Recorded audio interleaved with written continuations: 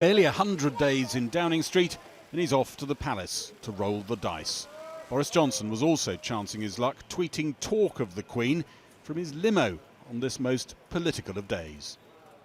It's off to see Her Majesty the Queen, which is always a very tough interview because she always asks the best questions, and the question is, why are we having this election? There's only one reason. I'm afraid that Parliament is paralysed.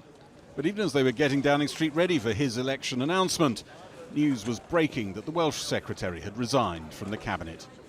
Alan Cairns had quit over allegations he'd covered up his knowledge that a former aide was accused of sabotaging a rape trial. Boris Johnson ignored the latest blow to his campaign messaging and focused instead on parking the blame for the election elsewhere. Good afternoon. I've just been to see Her Majesty the Queen earlier on, and she agreed to dissolve Parliament for an election. And I want you to know, of course, that I don't want an early election, and no one much wants to have an election in December, but we've got to the stage where we have no choice because our Parliament is paralysed. It's been stuck in a rut for 3.5 years, and I'm afraid our MPs are just refusing time and again to deliver Brexit and honour the mandate of the people. I can tell you, I've got to the stage where I've been wanting to chew my own tie in frustration because, in a sense, we're so nearly there. His next promise left several senior economists scratching their heads. And if we can get this deal over the line with a sensible majority government, we certainly can, then we can release that pent-up flood of investment. Hundreds of billions are waiting to pour into the UK, and we can inject a surge of confidence into our system. But even the big numbers didn't distract from the big news that the longest-serving cabinet minister had resigned at the worst possible time and over very serious allegations. Alan Cairns is accused of knowing more than he later admitted about how a former aide had collapsed a rape trial with a statement to court that was condemned by the judge. Mr Cairns said he wanted to stand again for Parliament. He was tonight under pressure to reconsider that. Jeremy Corbyn, campaigning in Telford, hinted that this latest setback for the Tories pointed to a difference of character between the two main parties and their leaderships. I will be proud to be a Labour Prime Minister, but I have to warn you, it will be very different.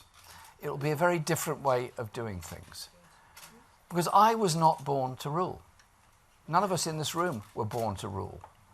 I don't pursue the kind of politics that thinks it's all a game, a parlour game, a debating society game.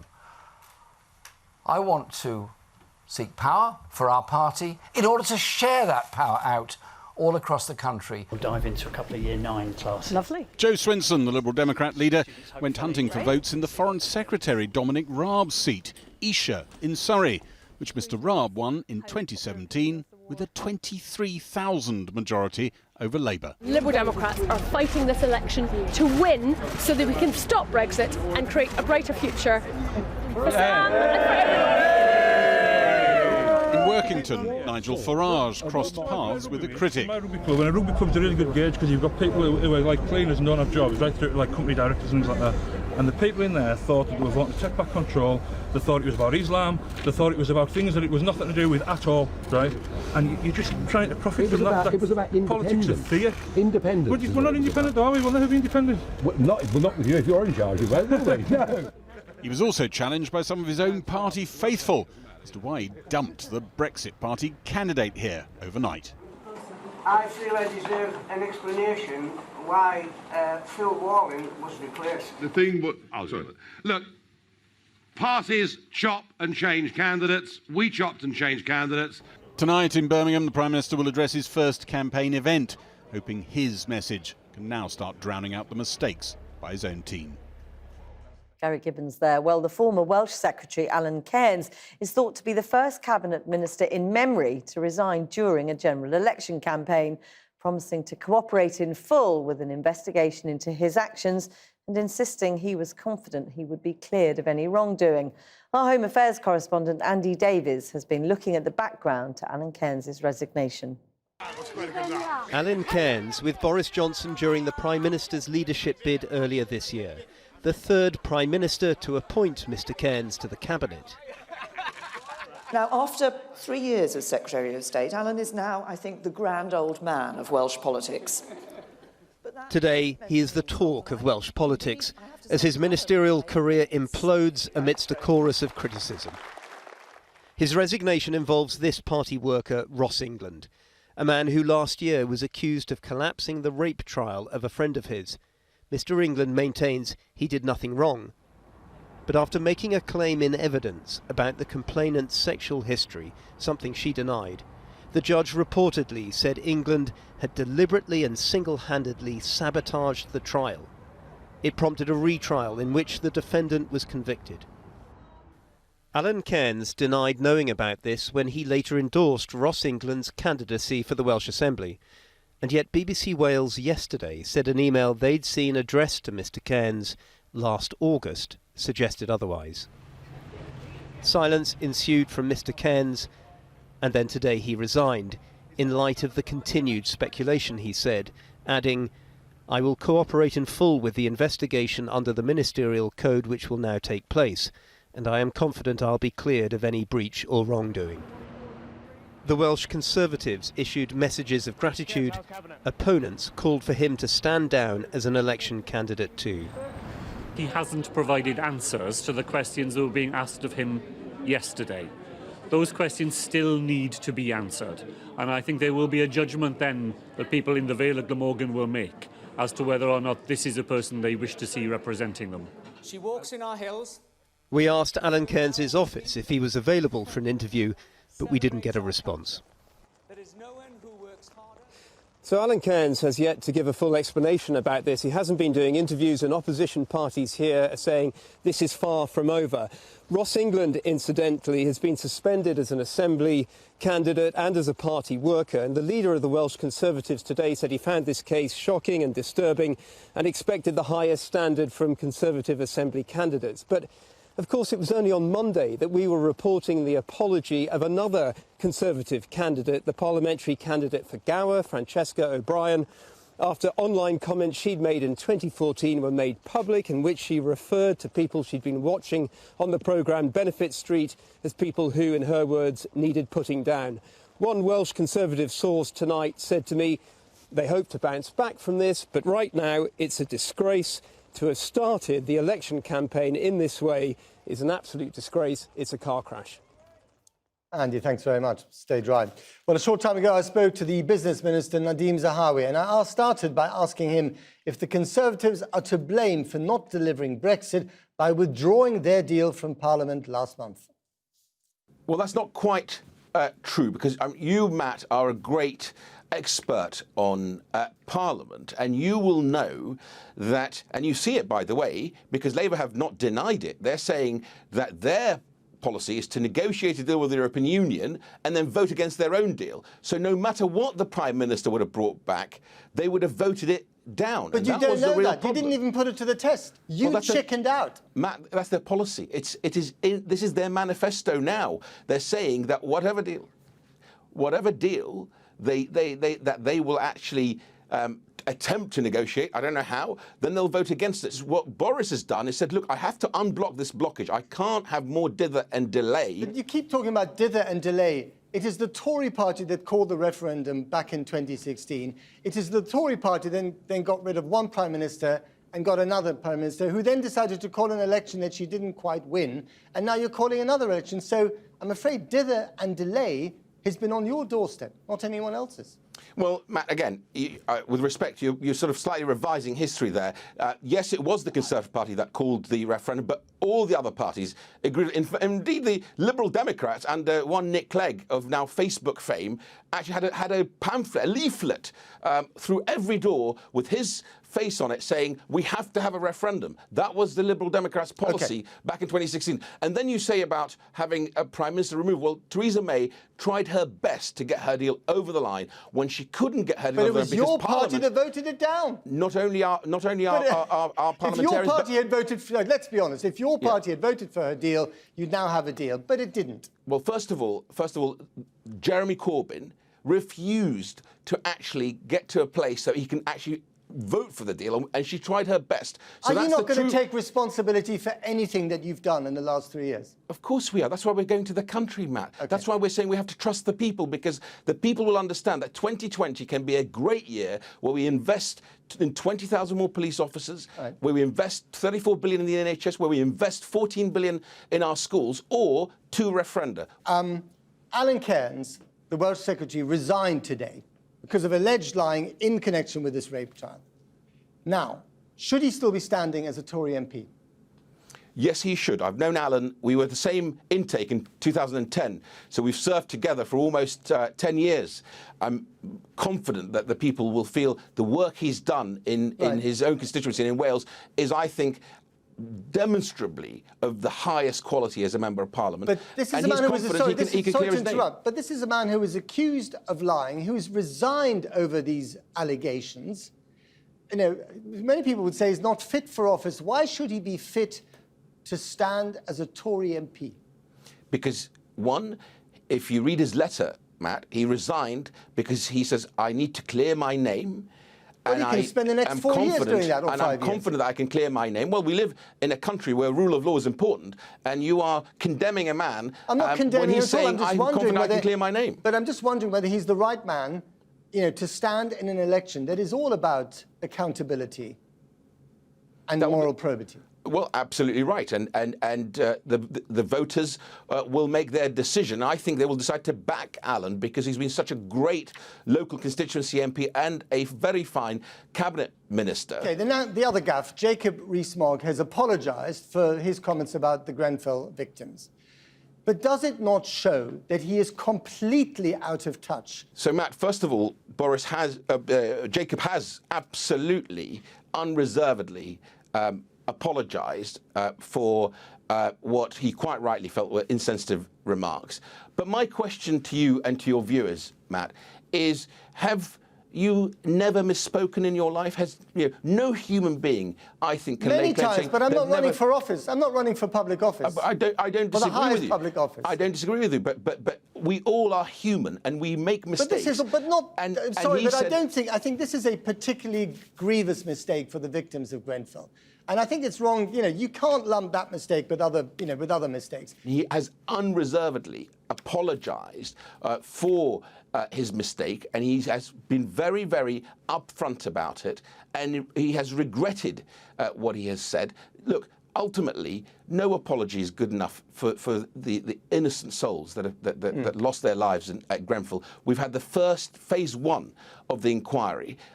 We owe it to the victims that we deliver on the recommendations of phase 1 and then carry on into phase 2 of the inquiry and deliver on those as well. Nadine Zaharie, thank you very much. Now, they were supposed to extol the virtues of universal credit by busting myths and presenting the real facts. But the advertising watchdog has now banned a series of ads by the Department for Work and Pensions after finding that their claims about the benefit were unsubstantiated and misleading. And it's not the first time the DWP has been criticised for embroidering the truth. Separating the fact from the fiction. In May this year, the Department for Work and Pensions launched a huge advertising campaign to tackle what they saw as the negative press around the controversial benefit universal credit. One of the most striking ads, this 6-page spread entitled Universal Credit Uncovered. The DWP ads, which cost more than £225,000 of taxpayers' money, were meant to debunk the myths around universal credit and replaced it with what the DWP called the truth. But their truth turned out to be, well, not quite true. The Advertising Standards Authority described the campaign as misleading and unsubstantiated by the evidence. Overall, our concerns were that the evidence wasn't there for all the claims, and also that the ads didn't present the claims accurately, that they were misleading in terms of the way they presented the information about universal credits. The ads appeared online and in the Metro newspaper and tackled some of the most common criticisms of universal credit. Myth, universal credit doesn't work. Fact, it does. The advert claimed people move into work faster on universal credit than on the old system.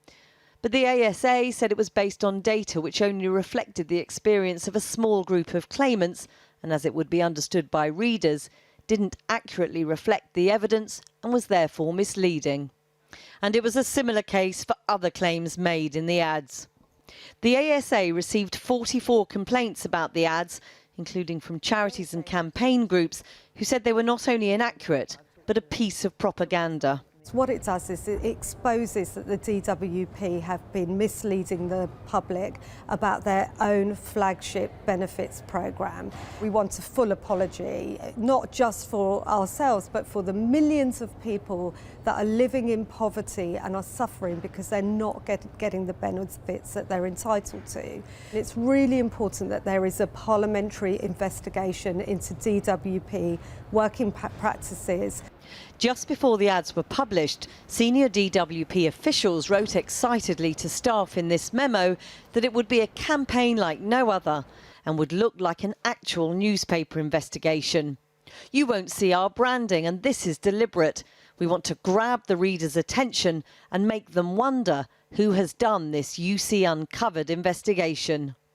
This is not the first time the DWP has been criticised for misleading the public over benefits. Back in 2013, the then Secretary of State Ian Duncan Smith claimed his new benefit cap was seeing thousands of people moved into work, a claim the UK Statistics Authority said was unsupported by the facts. The authority criticised the DWP again a year later for making claims about disability benefits, which it described as ambiguous and unchecked. In July last year, the then Secretary of State Esther McVey was forced to apologise for misleading Parliament over universal credit. Today, the department said they were disappointed by the ruling and that they had consulted at length with the ASA as they had created the ads. The DWP seem to be suggesting that this is partly your fault. They say in a statement that they consulted at length with the ASA as they created these adverts. The ASA doesn't pre-clear ads, so that simply didn't happen in this case. The department also said the ads explained to hundreds of thousands of people how universal credit is helping millions. Well, all the parties have been trying to make sure that their candidates are suitable for office. Labour today banned 3 former MPs from running. Our political correspondent Liz Bates is in Westminster. Liz. Yes, so today Labour's National Executive Committee has decided that 3 former Labour MPs will not be able to stand for the party as candidates in the general election. Now this includes Chris Williamson, former MP for Derby North. He was suspended from the party at the beginning of the year after he said that it had been too apologetic in response to anti-Semitism allegations. There's also Roger Godsiff, former Birmingham New Green MP. He has found himself at odds with the party leadership over Brexit and LGBT issues. And finally, Stephen Hepburn, former Jarrow MP, he's currently suspended from the party, facing allegations of sexual harassment. He strongly denies those allegations. We haven't had a decision today, though, on former Leicester East MP Keith Vaz. Now, he's currently suspended not from the Labour Party, but from Parliament for 6 months. That's in relation to an inquiry looking into interactions between Mr Vaz and sex workers, including offers to buy cocaine. Now, Mr Vaz says he doesn't remember those conversations and suffers from amnesia. We'll find out in the next few days if he will be a Labour candidate. But separately from all of this, there's a big row brewing in Bassett Law where the Labour Party there, the local Labour Party, thought that they had chosen their candidate, Sally Gimpson, but she found out today from the National Party that she has been blocked by them. They say because of a complaint made against her. Insiders say it's politically motivated. And the former Bassett Law MP, John Mann, even tweeted today, calling the decision the mother of all momentum stitch-ups. Sally Gimpson says that she's consulting lawyers. Thanks very much. Well, in the light of Jacob Rees-Mogg's comments and the apology which followed, we asked a group of Grenfell survivors and relatives to come into our studio to give their reaction. First, here's a reminder of what Mr Rees-Mogg said. If either of us were in a fire, whatever the fire brigade said, we would leave the burning building. It just seems the common sense thing to do. I just wondered what you felt when you heard Mr Jacob Rees-Mogg suggest perhaps that Grenfell residents didn't quite have common sense on the night. I believe it's kind of like insult to the people who gave their life. There's 72 people died, and there's lots of family who are suffering, and a person who more educated turns up and says something, kind of like, it hurts a lot. So we're still running with the pain every single day, and that really hurts. He apologised quite quickly. Does that make any difference? Well, if someone, I don't know, I feel kind of like, someone slap you and turns back, and says sorry and apologize, does it make any difference? The hurt is still there. The hurt is still there, Paulus Tekel, you lost your son, Isaac, in the worst possible circumstances. I wonder what you felt when you heard Jacob Rees-Mogg said it had perhaps been an issue about common sense, that people should have ignored the fire brigade.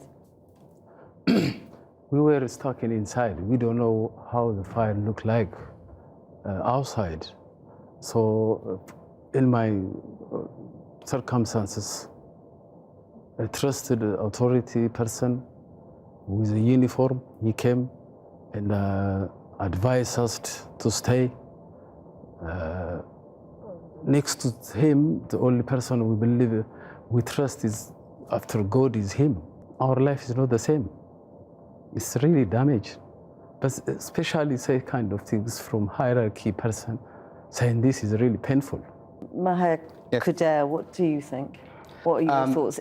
Does it matter what he says? No, is that the issue for you? I'm disappointed from person. He's in his position, and the people give him his voices. When the fire happened, my wife and my kids, they left. My wife, she wanted to stay with me to go together, use the stairs, because it's too hard for me to get down from 9th floor.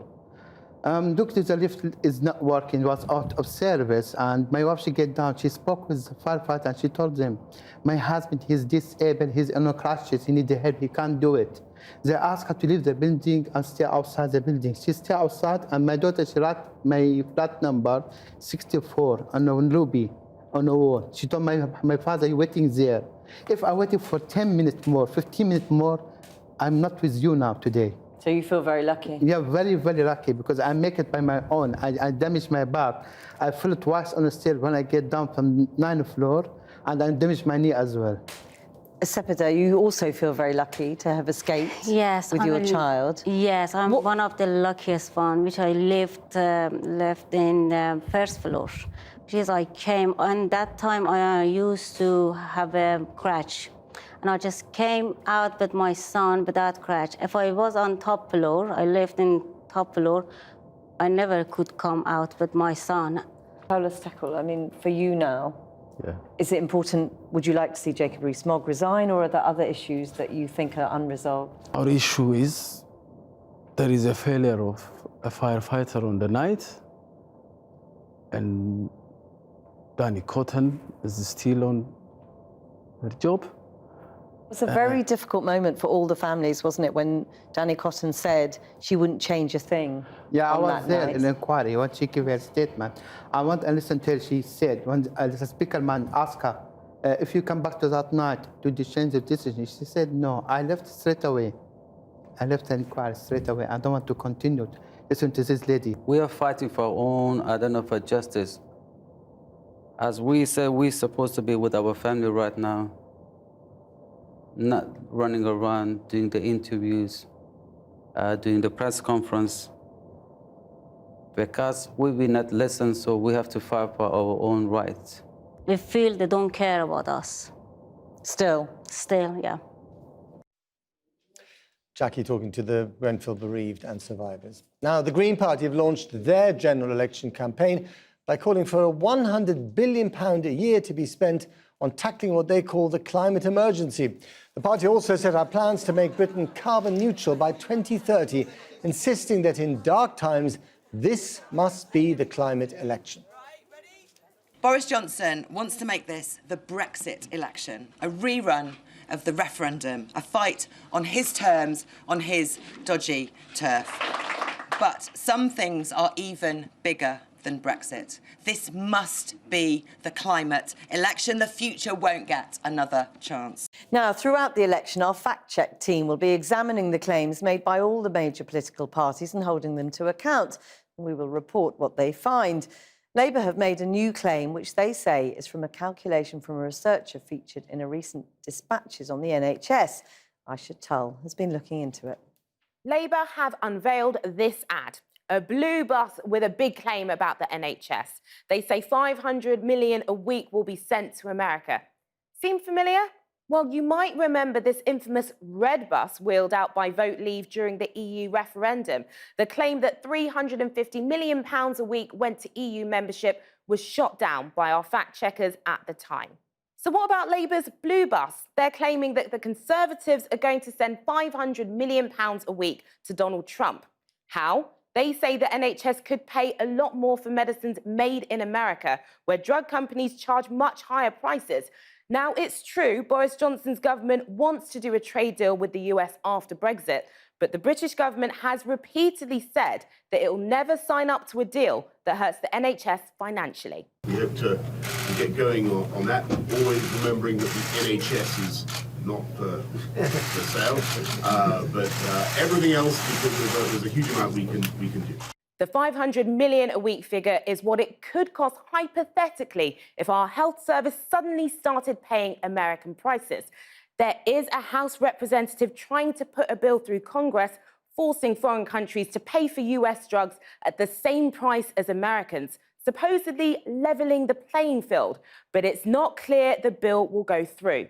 So Labour's claim is unproven, and Donald Trump's America still seems a long way from getting 500 million a week. Now back to the general election, and it looks very different in Scotland. Conservatives have 13 seats, which they're keen to hold on to, obviously. But the SNP are targeting all of them in an effort to make up for the 21 seats they lost in 2017. And the debate feels very different to the rest of the UK. Our Scotland correspondent, Kieran Jenkins, reports. They'll hope this is not a metaphor for their campaign.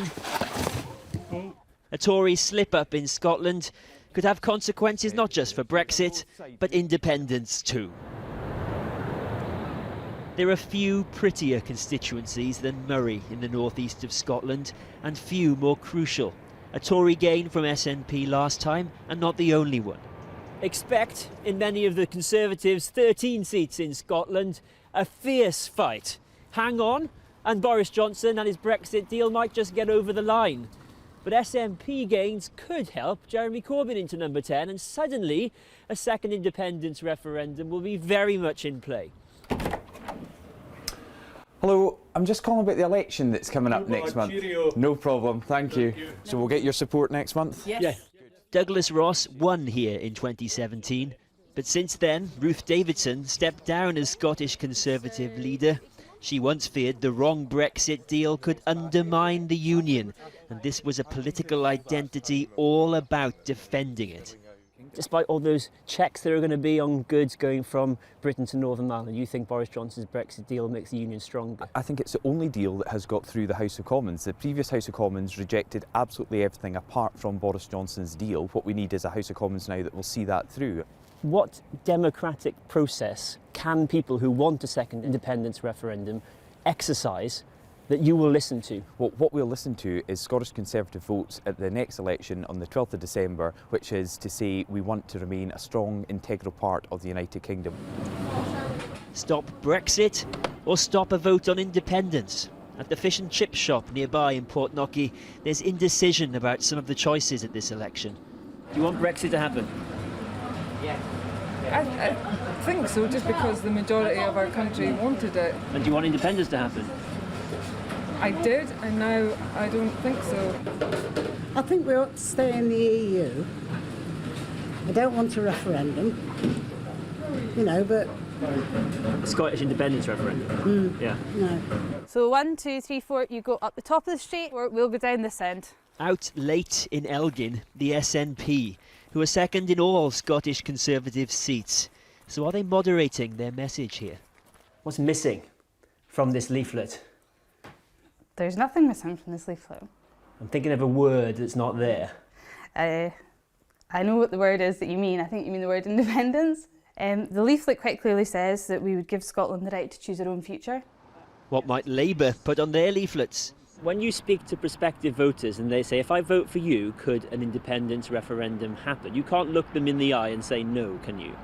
But I would say democratically, you're entitled to ask for an independence referendum, but I would say also that it's very important that we know what that deal would look like before an independence referendum was granted. In another Scottish Conservative seat, yeah, I hope Nicola's strong enough to push for it for us. I'm glad I changed my quote today. Nicola Sturgeon turned up selfieing and then photobombing. Nicola Sturgeon intends to go to the next Prime Minister, whoever it is, before the end of this year with a request to hold a second independence referendum next year. Perhaps you can answer my question now that you're here, which is that if you don't win many more seats, will you call off this request? Will you take that as a lack of endorsement of this message? I'm a sort of old-fashioned, traditional campaigning politician. I don't speculate about what happens if I don't achieve what I want to achieve in this election. We're in, the first few days of this campaign, actually the first day of the official campaign. I'm going all out there to win constituencies like this one. So you only want to listen to voters if they agree with you? No, I'm if they send you a different message, you won't hear that message. To be fair, I think to any politician, we're in an election campaign. My job is to persuade voters to vote for the SNP, and I think probably most politicians would say that's what we're focused on. The fate of Brexit, the future of the Union. It could, in this election, all be at stake.